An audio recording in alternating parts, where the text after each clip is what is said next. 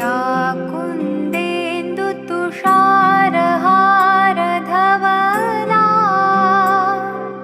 या शुभ्रवस्त्रावृता या वीणावरदण्डमण्डितकरा या श्वेतपद्मासना। नमस्कार। आपको ध्यान में होगा सिनेमा ज्ञान माधुरी में कभी किसी अंक में नवीन निश्चल के जीवन वृत्त की चर्चा करते हुए फिल्म धुंध की बातें मैंने कुछ की थी। आज फिल्म धुंध के कुछ अंतर कथाएं हैं जिनका उल्लेख मैं करना चाहता हूं।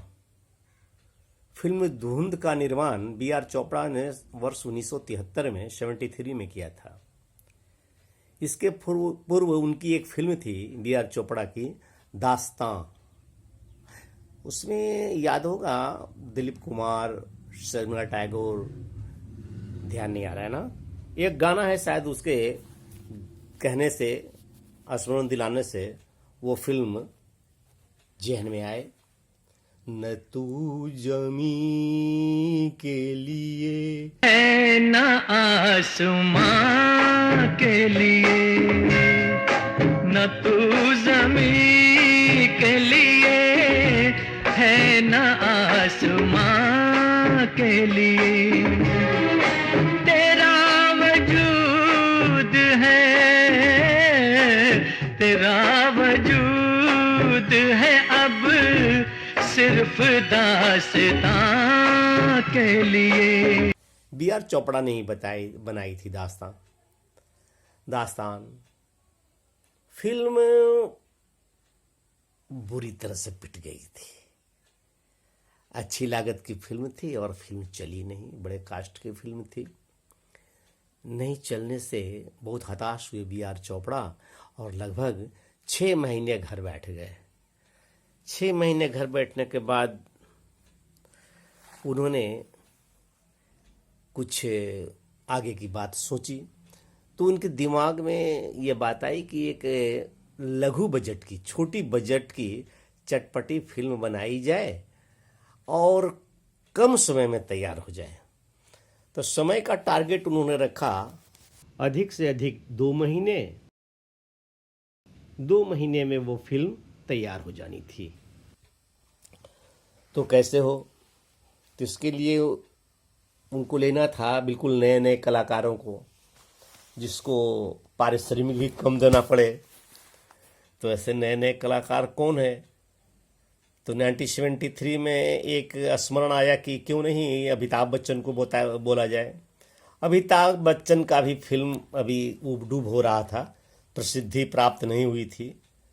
लेकिन हालत यह थी कि जब अमिताभ बच्चन को B.R. चोपड़ा ने बताया कि एक ऐसी फिल्म की योजना है जो 2 महीने में तैयार करनी है, लेकिन अमिताभ बच्चन ने कहा कि 2 महीने तक का तो मेरा टाइम ही नहीं है, कहीं कोई डेट ही नहीं खाली है।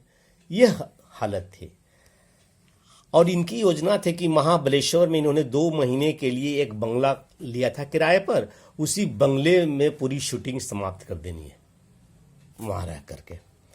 तो ऐसा फुर्सत वाला कलाकार मिले और सस्ता वाला कलाकार मिले। तो धुंध में तो फिर अमिताभ बच्चन के मना कर देने पर नहीं वो सिलेक्ट हो सके।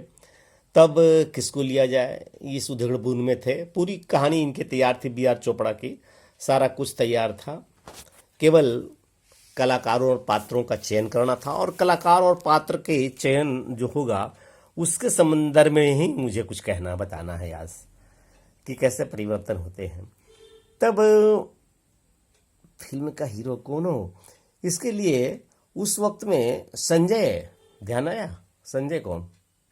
संजय बाद में जिसका नाम के पीछे खान लगा, संजय खान, फिरोज खान का भाई, वो बहुत अच्छा अभिनेता होते थे अपने समय में। बड़ी अच्छी अच्छी फिल्में उनकी आई थी। एक फूल दो माली उनका ही है और वो 10 लाख बड़ी ये सब प्रसिद्ध फिल्में थी उनकी। तो और भी अनेक फिल्में थी। तो वे नियमित बलराज चोपड़ा के बंगले के किनारे एक फील्ड था, उस फील्ड में बहुत बढ़िया बैडमिंटन का कोर्ट बना हुआ था, तो उसमें बैडमिंटन खेलने नियमित रूप से संजय खान आया करते थे। शाम को संजय देखा कि चोपड़ा साहब घर पर ही हैं, तो खेल समाप्त करने के बाद उनके पास बैठ गया थोड़ी देर के लिए। पूछा क्या हुई उस फिल्म का, धुंध का? तो चोपड़ा साहब बोले कि धुंध का क्या होगा, इस तरह की तो बात हुई। तो बोला क्या ऐसा है ना कि आप दीजिए मुझे स्टोरी लिया, सुना, समझा, तो बोला कि मैं इसमें काम करूंगा।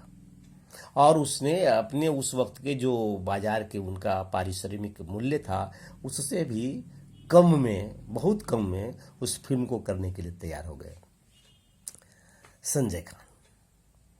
तब अब हो कि वो जो उसमें धुंध में रंजीत सिंह का भूमिका किसको लिया जाए, रंजीत सिंह की भूमिका के लिए, जो एक क्रोधी, बात बात पर गुस्सा, क्रूर पति के रूप में था। याद होगा धुंध जिसने देखी होगी, यानी तो फिर एक बार देख लेना चाहिए। तो डैनी डंगजोपा उसमें थे उस भूमिका में। तो डैनी डंगजोपा थे, लेकिन पहले उन्होंने शत्रुघ्न सिन्हा को लेने की बात सोची थी। शत्रुघ्न सिन्हा से बात भी हुई और काम भी कुछ हुआ। फिल्म में तो काम नहीं हुआ, पेपर का कुछ काम हुआ, लेकिन अपने लेट लतीफ़ी के वजह से शत्रुघ्न सिन्हा एक दिन अपने वो स्टूडियो इनके बी आर चोपड़ा के पास बहुत विलम्ब से पहुंचा। इस पर बी आर चोपड़ा ने आपत्ति की कि भाई ऐसे कैसे चलेगा। इस पर शत्रुघ्न सिन्हा पलट करके जवाब दिया, दोनों में बहसा बहसी हुआ और शत्रुघ्न सिन्हा गेट आउट हो गए। नए थे उस वक्त में। चलिए, जब मालूम हुआ कि शत्रुघ्न सिन्हा का गेट आउट हो गया है, तब डैनी डंगजोपा ने अपना अप्रोच बढ़ाया और फौरन कबूल कर लिया। और वाकई ये ऐसा लगता है कि रंजीत सिंह का वो सीन, वो दृश्य, वो सारा कुछ, वो पात्र जो है एकदम पूरा का पूरा लगता है डैनी डंगजोपा के लिए ही था। इस प्रकार कलाकारों का चयन हुआ। नवीन निश्चल तो थे ही। नवीन निश्चल चंद्रशेखर की भूमिका में थे और हीरोइन के लिए इन्होंने जिन्नत अमान को लिया था। जिन्नत अमान तब बहुत प्रसिद्ध नहीं हुई थी। ऐसा समझिए कि केवल हरे राम हरे कृष्णा में वो बहन की भूमिका में आई थी और उसके बाद नायिका की भूमिका उन्हें कुछ मिल नहीं रही थी, लेकिन इस फिल्म से वो अभी चल निकली। और इस प्रकार नवीन निश्चल तो थे ही, और सुरेश नाम के भूमिका में संजय खान का रोल था, जो इस फिल्म का हीरो था।